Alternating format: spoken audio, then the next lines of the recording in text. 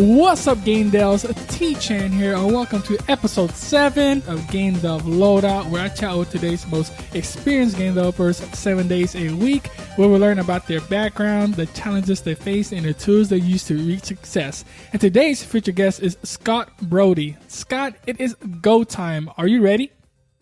I am ready. Thanks for having me, Tony. Awesome. He is the founder, lead designer, and programmer at Heart-Shaped Games, a company that is focused on building meaningful games for mobile and online platforms. Previous to that, he worked at Microsoft as the Xbox Live arcade producer. So go ahead, Scott, give us a bit about your personal life and how you got started in the game industry. Sure thing. Well, let's see. I guess I started at the beginning just as a fan of games and, playing NES and Super NES and, everything in between.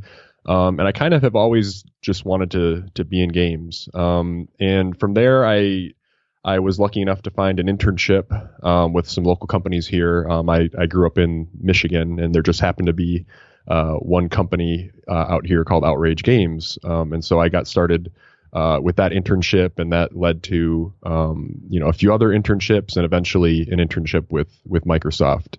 And so I could go through everything, but that's kind of my journey, is just starting being interested and getting involved, getting some experience with internships, and that has led me to the AAA industry, then to indie, and then indie myself.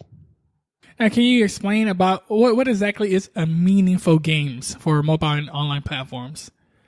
Yeah, I think that in practice, I've been with Heart-Shaped Games as an independent for about 6 years now. So that has changed from project to project. I would say at the heart of it, it starts with a meaningful, idea or a meaningful set of emotions, something that is both meaningful to me as the game creator that I want to express, and then there's also the meaning that I want the player to take away, and how a game has some meaning to it. So I think it's thinking about what I want to get across, and then also how what the outputs are of the game. What are the players going to take away from it? So I think about with each game, how I can do something that really imparts something that is meaningful that people take away with them in their daily life after they're done playing the game. What do you consider your main area of expertise? I'd say I'd self-identify as a designer, so that's what I think about all the time, and I put a lot of my energy into. But day to day, really, I'm a programmer, and but really my background is sort of a jack of all trades. So I've done a little bit of 3D artwork in the past, even some sound design, but primarily I'd say design and programming. And you're the founder of Heart-Shaped Games, and so you wear like a lot of hats. If people had to teach themselves how to, I guess, balance everything or how to utilize each skills wisely, what would you suggest they do or use? In some ways, I guess maybe a way to think about it is, in the past, it was really important to be hyper specialized. So being that kind of, jack of all trades was kind of a hazard, or it didn't really help, get a job. But as an indie now, I think it's really a strength to be able to contribute on all different facets. So in terms of, someone new trying to find a way to grow their skills in that direction, I would definitely just say make games. And as you're starting to make a game, you have to think about the problems from all the different perspectives. And so just thinking about, okay, well, what's it actually going to take to implement the artwork here? Or what's it going to take to actually code this? And I think that's what I did. Is I started to want to design a game. I would think about, well, how do I implement all the different facets? And so I really think that's a useful skill to develop, no matter where you want to eventually end up as your focus, is to just take time to think about and explore each of the different disciplines, because inevitably you'll have to interact with those people down the line. Yeah, it's always a good idea to know a bit about each different position in company, because you have to get a better understanding of what they do, what not to do, so more about your team and what needs to be done. Well, what are common mistakes, even at a pro level, for independent developers? Common mistakes. I think the biggest one that comes to mind is just thinking about scope.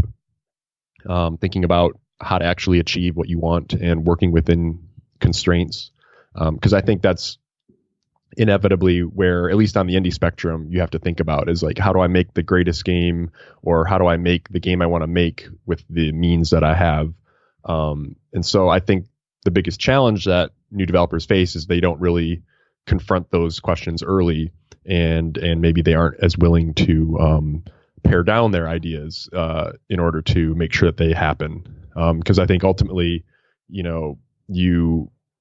I don't know, I don't want it to be all about finances, but you make money by releasing games, not making them. And so it's important to get things out there and just to get the experience of seeing what the players think so that you can learn and grow from that standpoint. So I would definitely start with thinking about the scope of what you're trying to achieve and making sure that you're meeting your goals, but not meandering too much. Yeah, you have to release your game. I guess what are some tips for making like a good scope that you try your best to stay within scope, not make it too big? What were some tips on making a good scope? Yeah, I think it starts with understanding your goals. If you know what you're trying to accomplish and know what is a priority and what's important, then it's a lot easier to make decisions about what isn't important and what cannot be a part of the scope. So I try really hard up front to, I do the big brainstorming exercise of all the possibilities of what something could be, but then I really think about what's the heart of what I'm trying to accomplish? What do I want to communicate? What is the core fun? Those types of questions. And then make sure I put all my energy into that, and then make sure that no energy goes into things that don't serve those goals. Now, overall, what are your key principles for building like a great, meaningful game? I don't think there's just one thing. I think maybe rather than a principle, there's more of a process. And the process is to, start with your idea and start making things, get to the prototype phase, and start getting feedback as soon as possible.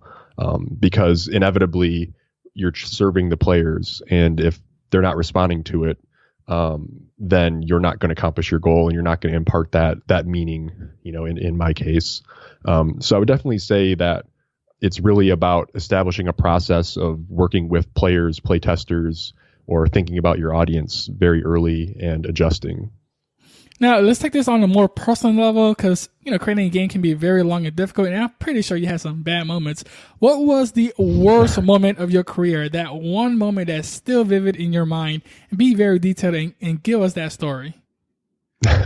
Boy, it's hard to pick one. I would probably point to just in this, in this journey, starting my company. There's definitely been a lot of highs and a lot of low lows. And I would say that, coming off of a project with my game High Grounds, it did fine, but it wasn't really sustainable. And I think I was right at the point where I was thinking of kind of, moving on to something new. And I think that really taking in the sobering reality of, the financial component of making a game and making a sustainable business from games was really my lowest point. But thankfully, I kind of took that in, and that led to, taking those lessons from my earlier projects and building that into making a successful Kickstarter. That really, by going through that experience, I guess it led me to kind of figure out what the formula might be to make a successful game in, within my scope and means. And so, while it was a low point for my company, I think it led to our greatest success as well. And can you expand? How does Kickstarter work? Because I myself actually don't know. I know Kickstarter help fund the game, but can you take us through a process of how Kickstarter works? Yeah, absolutely. I think it's different for every game, but the core idea is that it's a crowdfunding platform, and you're able to give rewards to backers in exchange for funds and hopefully their support down the road. And so my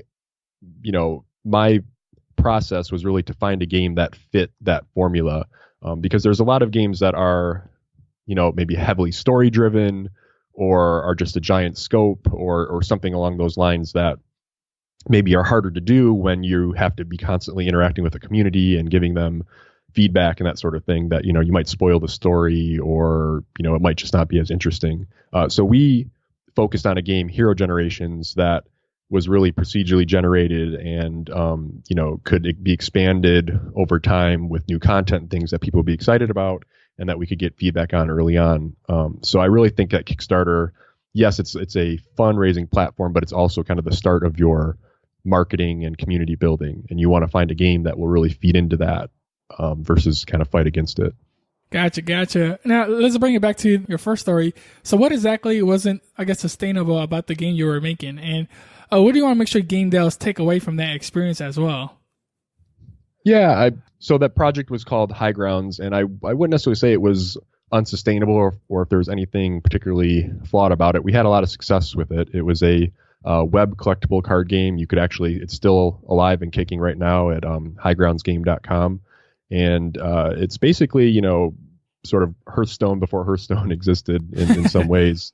And yeah, the biggest thing we learned is sort of at a very detailed level in that, you with a game like that, you really need to build a community, and it also has to be something that is both easy to learn and retains people and engages them over time. And I think we did that, the second part, well. We engaged them over time. We had a lot of content, a lot of competitive stuff, but we had a challenge with our game being a little too complex up front, so it turned off some people. So, really it was just more of the, maybe a larger scope than we were able to manage or really solve those problems with such a small team.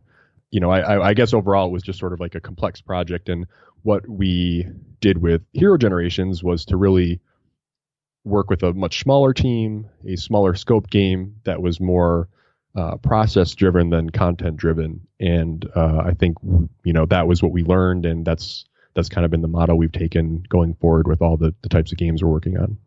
And you make a great point, yeah, because complexity just makes things harder, especially for the players. And so keeping things simple, it makes things much more accessible.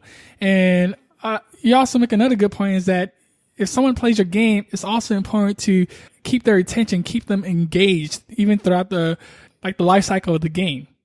Right. There's lots of games out there that are really interesting up front, or maybe they last for a few hours, and that's great. But with that type of a game, you really need to be thinking about lots of different variations and variety and different ways for people to play the game so that they continue to be a part of the community and, keep your multiplayer server, queues full and all those types of things. So really it's a game that we've seen, obviously, lots of people be successful with, other developers, but at our small size, maybe it was more difficult fit. Definitely. And now, what is the best investment you've made? And it can be investment of money, time, or energy. And how did you decide to make that investment? The investment I've learned is most important with games is that, and I guess this applies to technology things in general, is that they're unique in that they're constantly changing. So there's new technology, new consoles, just new things to learn. And so I think the biggest investment that I've learned that you have to make is to just keep investing in yourself, investing in your skills, investing in keeping up with the latest games, that type of thing. And I think in the past, when I haven't done that, I've sort of fallen behind or handicapped myself by not being able to achieve what I want in the current climate. I think just looking at, say, Steam games over the last couple of years, the bar keeps getting raised, the landscape keeps getting changed, and that's just one example of like learning that ecosystem and experimenting with it has been helpful in setting our new games up for success in that environment.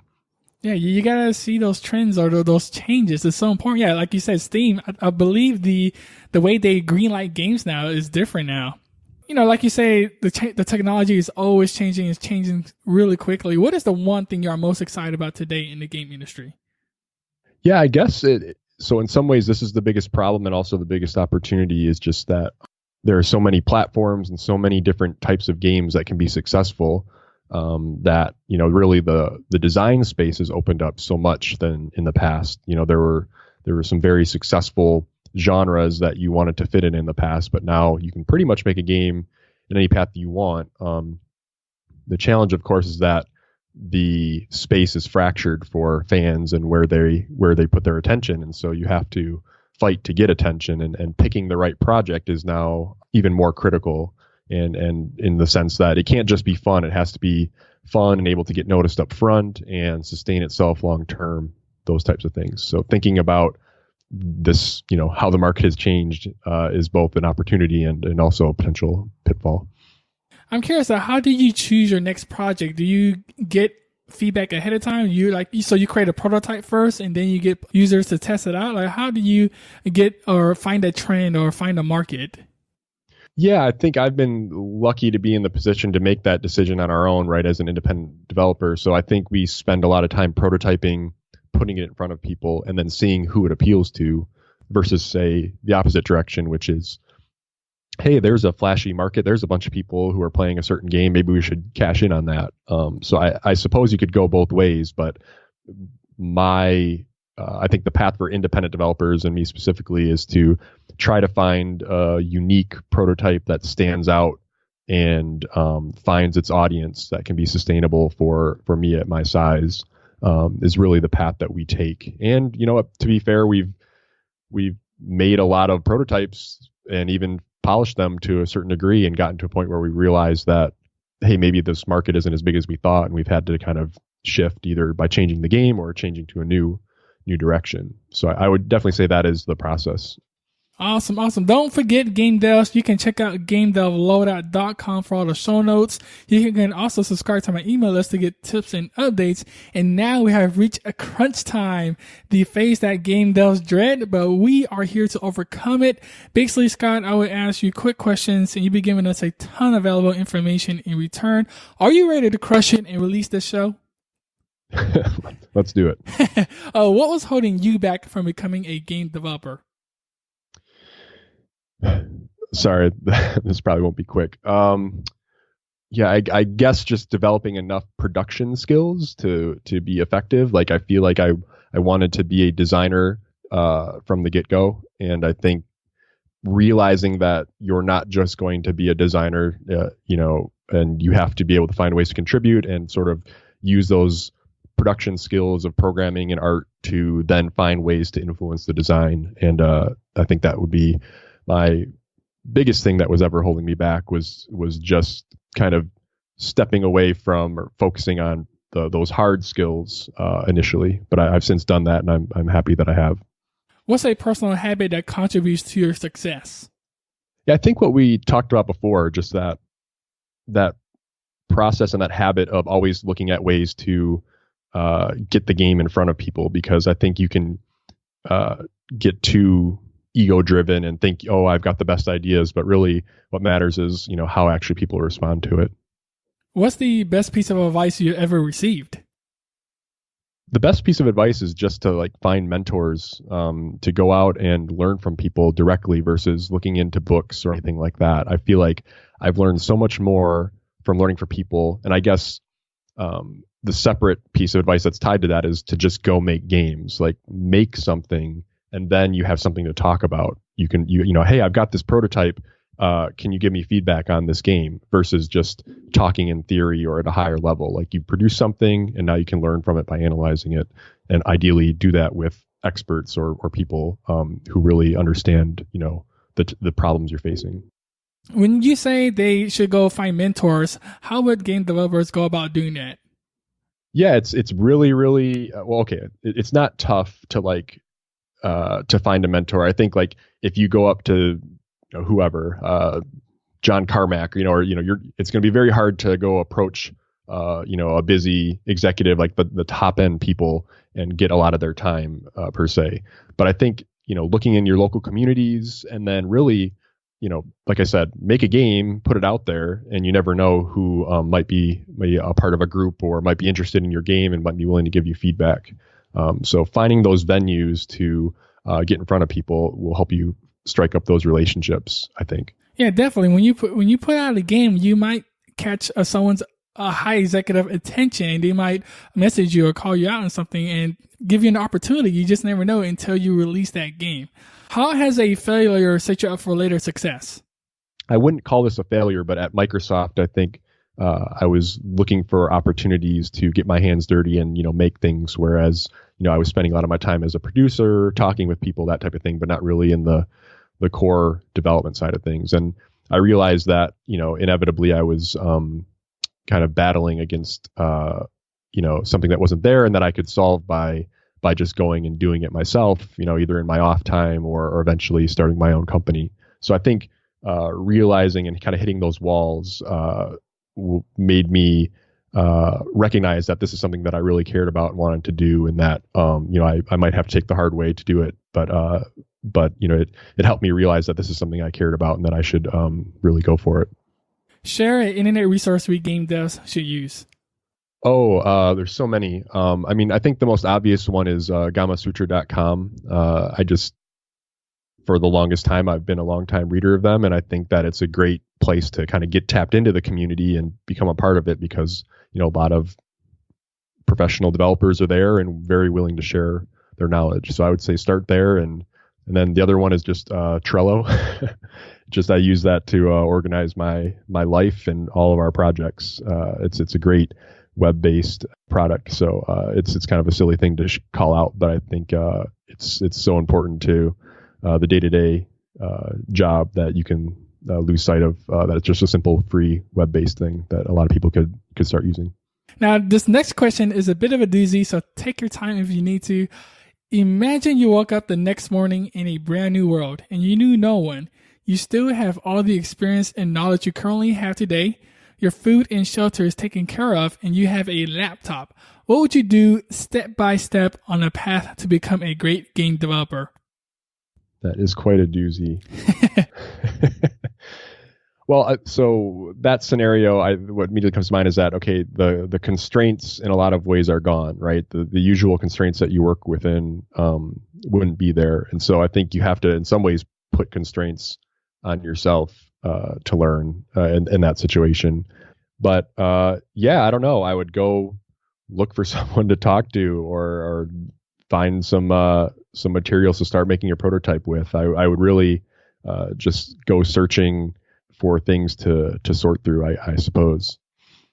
I don't think this necessarily there's a holy grail out there on the internet a lot of times to solve your problems. I think just working through and confronting yourself with those problems will help you learn and grow and kind of get better at figuring out what's fun. Definitely. Yeah, you just got to go out there and get started. We have reached the end. Go ahead and give us a parting piece of guidance in how we can connect with you, and then we will say goodbye. Yeah, I guess just good luck, and towards that goal of finding people to talk to, feel free to connect with me, and I'm happy to give feedback on something you might be working on, or advice moving forward on if you're trying to do the same thing. In terms of being able to get a hold of me, probably the best path is on Twitter, at Brodie Games, or at Heart-Shaped Game, and or our website, heartshapegames.com. Get in touch. Yes, there you go, Game Devs. Scott is willing to help, so reach out to him. Scott, it's been a pleasure. Thank you so much for sharing your journey with us, and for that, we are truly grateful. We look forward to your future work, and until then, we will catch you next time. All right, my pleasure. Thanks for having me.